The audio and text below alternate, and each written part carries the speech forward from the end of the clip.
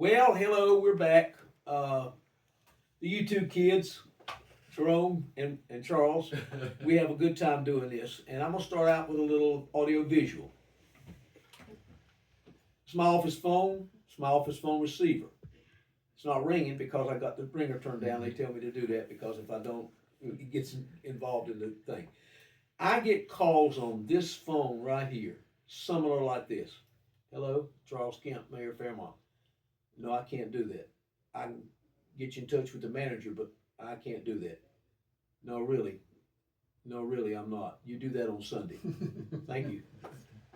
The reason we start it off this way is because we're having a big meeting on Tuesday, the 29th, at our Heritage Center to discuss how the town of Fairmont operates, what we can do, what we can't do. And I can't tell you in the 11 years, almost 11 years that I've been mayor of this town, and in the years in between when I was a town commissioner, how many people approached me with requests that it was not legal or humanly possible for me to do or get done. All the trash trucks have left and gone back to Fayetteville, and someone says they missed my trash, thinking that I could wave a magic wand and get that taken care of. And I could sit here for the next 3 days and tell you about incidences and examples over the years that have been presented to me. What we're going to do tonight in our meeting, and Mr. Chestnut's going to talk a little bit more about it in depth from his standpoint as manager, or tell the people that we have a charter that we live by. The state legislature gave us the charter. We have to operate under the charter rules. We have codes that cost us a lot of money. Yes, sir. To get placed into a big book or online that we have to follow. We can't just make stuff up as we go along. That's right. But yet there are people who will ridicule, insult, and attack us verbally and on social media for things that we do not have the capacity to get done. And I'm an impatient person. I'm the most impatient person that ever lived. I couldn't make it in a town where there was a lot of traffic jams. I'm just not that kind of guy.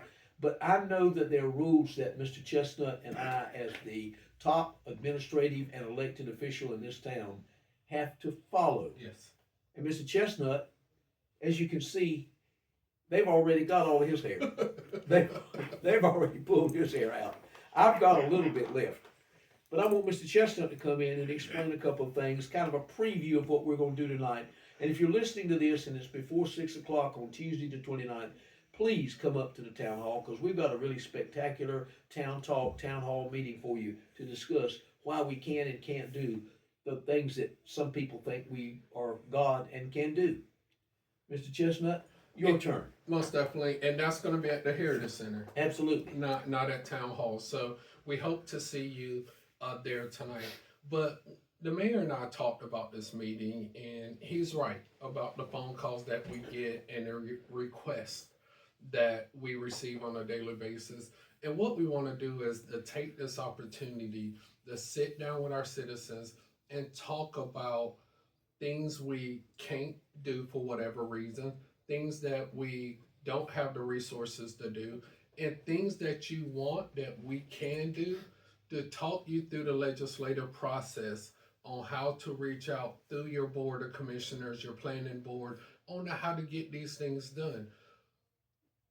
Like the mayor said, if we had a magic wand and can do all of these things, if we had the money to do it, but we want to build something better coming out of this meeting, a better understanding of how the mayor, the board, the council manager form of government works, and also to lay out some of the things that you see in our community, our biggest headaches, and what we're doing about them and how we seek to go forward. So we're going to go over those things tonight.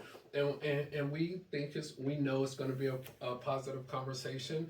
It's just to build a better bridge, a stronger bridge between our citizens and our staff and our board, and just lay out, what the mayor is responsible for, what the town manager is responsible for, what are our various departments, and what they do across this town. There's one thing I can absolutely say to you that is the truth, without any question. of all the things that I could tell you, this is the absolute certain truth. I don't have to go back and review my notes, the diaries that I've kept on a daily basis. There has never come a day from the first moment I was sworn in as mayor in 2005 until this second, in two separate mayoral terms, that I have ever told or exceeded my authority and told a manager that I've worked under several that I want you to do this or you have to do this. I cannot do that. Most definitely. I cannot. Not even if I really wanted to. I could ask him, would you consider let's planning this, or do we have the money for this, or I'd like to see us try this. But if he says we can't do this, that's it. It's like a division here, a curtain. On one side of the curtain is the top administrative official. He is hired by 6 people, 6-0, 5-1, 4-2, whatever, 3-3, and then I vote. He's hired by them. They are his bosses. I am not his bosses. I am, in Jerome Chestnut's case, I am his friend and his partner and his co-conspirator in Yes. all government activities. Yes. We have a wonderful relationship, but Most I can't make him do anything. And there are people, you're the mayor. I must have, if I had $1 for every time I've heard that in 11 years, I could buy the nicest house in in Robeson County. Yeah. And pay cash for it. But you're the mayor. But you're the mayor. And your point is, I have a title, but there are certain rules that I have to operate on.